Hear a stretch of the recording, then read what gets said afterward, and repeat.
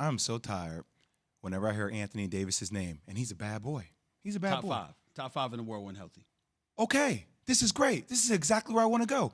Is he top five, Stephen A? Yeah. Because I know top five players can carry franchises. LeBron James can carry a franchise. James Harden can carry a franchise. Let's see. KD can carry a franchise. Giannis is carrying a franchise. Steph is carrying a franchise. What I see what happening with AD when all these guys, when LeBron or Dennis Schroeder, can he carry this Lakers team without them? Because that's what top five players do. Well, health-wise, I'm not so sure. But what I would say is I'll throw a position out with you. We religiously have debates about LeBron. Well, it's not a debate for me because it's always MJ. But there are people out there who've had the debate LeBron and against MJ, right? I'm here. Yeah, that's me. Okay. But we don't mention enough Kareem Abdul-Jabbar. 19-time All-Star, 6-time league MVP, 6-time, NBA champion, the greatest scorer in the history of the game in terms of points, scored over 38,000 points.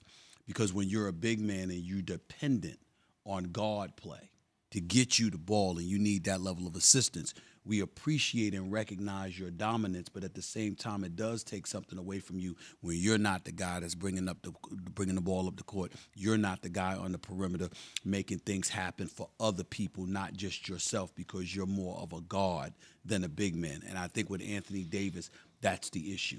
When you look at him, even though he shoots 15 to 17 feet away from the basket and what have you, he's basically a big man, won a national championship at Kentucky. Oh, yeah. He's obviously a defensive wizard. He's a shot blocker. He can rebound. He definitely can change shots if he's not blocking shots. So we know how formidable he is on the defensive end of the floor. Offensively, he's good for 25 to 29 a game when healthy, and he's a walker. He's a guy that can walk around averaging 28 and 10. But we still look at him as a guy that needs perimeter players to facilitate things for him, and that's the reason why you can make the argument of him not being top five. But I just say top five because I'm giving him credit for how he impacts the game defensively when healthy. When he is healthy, he's good for those 25 to 30 a game. He's good for 8 to 10 rebounds a game. I'm with you on this. But he will also block and alter many, many shots. And you saw that in the conference finals against the Joker last year with Denver. He was running roughshod over everybody, but when he went up against Anthony Davis, it was a little bit different because Anthony Davis is a formidable defensive player. Yeah, that is the difference. With big men in the league, it's always been that way, is that they rely on someone to get them the ball, right?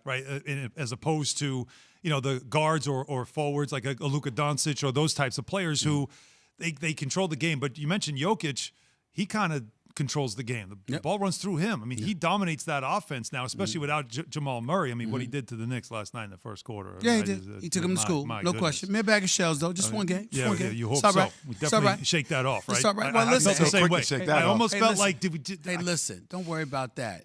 Fact of the matter is, if the Knicks were blessed and fortunate enough to go to the NBA Finals, which is obviously not going to happen this year, they would only have to face one of those teams. They ain't got to face everybody. See, the Eastern Conference you take more seriously. The Western Conference, okay, you went against Denver. You ain't got to see them again. It's okay. It's okay. It's going to be all right. So in the East then, are the Nets still the team? Without question. Listen. Let's be real about something here. The Nets healthy, they're the favorite to win it all. They should win it all. I fully expect them to win it all. When KD is healthy, I think KD is the best player on the planet. That's just how I feel about him. I think, Magic Johnson, God bless him. I don't believe a damn word he said when he said, if I had to have somebody shoot the last shot, it would be LeBron over KD. I don't believe that for 1 second. No chance. That is just lies, right. Okay? And I love my man Magic, but I don't believe him. The Nets are the real deal. Here's the problem. They're not very likable. You start off the season, and I like them. I'm cool with KD. But there are people that look at him and they accuse him of being sensitive with the social media stuff. James Harden, you know what happened with him in Houston before he came to Brooklyn. Kyrie announces on day one that he ain't interested in talking to the media and all of this other stuff. And then you talk to people who cover the team. And it's not the most flattering things that you hear about them as people. And so when you combine that with the way the Knicks have elevated themselves to relevancy, here's what it's come down to. New York Knicks make the playoffs and get to the second round of the playoffs. If the Brooklyn Nets don't win it all, nobody will be talking about them.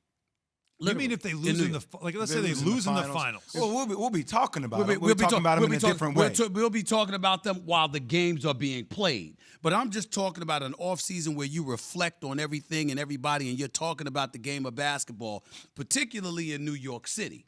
They ain't going to be talking about them that much unless they win it all. In New York versus outside of New York, the Nets are the bigger story outside of New York. But in New York, the Knicks have become the bigger story. I don't know if the Nets are the biggest story outside of New York because right now, listen, you've been waiting for the big three to play. All we ever mention is that they've played 7 games together. We know how great KD is. Mm-hmm. He's a champion. We know how phenomenal and box office Kyrie Irving is. He's a champion as well. But you've been waiting to see the big three.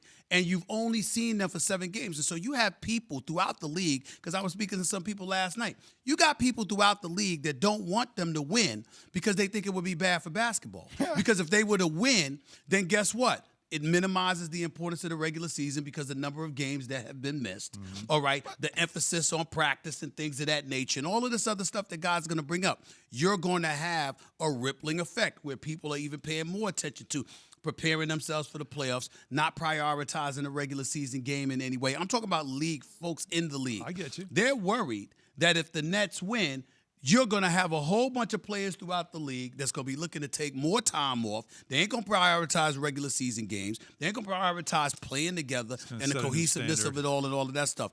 And I think it's a legitimate argument. I said this when the whole show kicked off. I said that they are the 2020 version of the Detroit Pistons. Like, not in saying how rough and tough they're going to play, but they're the bad boys in the NBA. They're going to do it the way they want to do it. They don't care what nobody says, and they're going to back each other. Yeah, but you and I both know the difference is that the Pistons showed up all the time. Well, now we're about to find out if they're going to show up durability-wise. I'm just saying, they marched city to city embracing the pariah tag.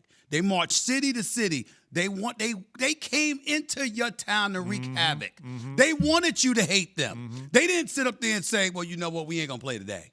We'll see y'all next week. In the respective cities that we only go to twice a year or whatever, if you don't see us play, tough luck. Now, I can't get on James Harden about that because that brother doesn't miss games. He's legitimately hurt. There's no way James Harden would be missing games if he were healthy. Agreed. He does not miss games. Right. But Kyrie was off 9 months, plays 3 weeks, and then disappeared for 2 weeks and said, I need a break. I'm not talking about the latest. I'm talking about those first 2 weeks off. And then obviously, he just had a kid, God bless him and his family, and, he missed the game because of that. But before that, you announced you didn't want to talk to the media. You got bigger things on your mind and stuff like that. I mean, when you got all of that stuff going on, are people hearing that, particularly right now with COVID-19, the amount of jobs that have been lost, people that's worried about their future and what have you, they looking at you and they're like, what? And you've been off 9 months and then took off 2 weeks because you needed a break after a 9-month break? Really? That's not the real world. Even though basketball players with the money that they're making, and deservedly so, by the way, that's still not the real world. And people are going to have a problem with that, and that's how they're going to come at you with it. I'll tell you what, every league loves an evil empire. Let them become that. I think they're good for the league because you need the evil empire. We don't have that right now. No rivalries, no nothing. I totally agree with Philly's going to be their rival. Just mark that down. Go. It's not going to be Milwaukee. It will be Philly. I totally agree with you that they're good for the league if they play. Oh, they're going to play. That's all I'm saying. They're going to play when it matters. I understand that. You know that. But wait a minute. You know this as well as I do. You don't have to play all 82 games or anything like that. But the games matter, man. You can't be rolling around missing 20, 30 games without blinking. Don't give a damn, okay? Showing up when you want to, even though you got the greatest talent in the world. You're talking about Kyrie. And we're looking. I'm talking about Kyrie. I'm not talking about KD, and I'm not talking about James Harden. But Kyrie's going to – look, but that matters. You and I both know this. I understand. The way Kyrie handled the season, it's not in the – I get it. It's not in everybody's best interest for the league. But when the playoffs come, Stephen A., he's box office. No. He's box office every time he shows up.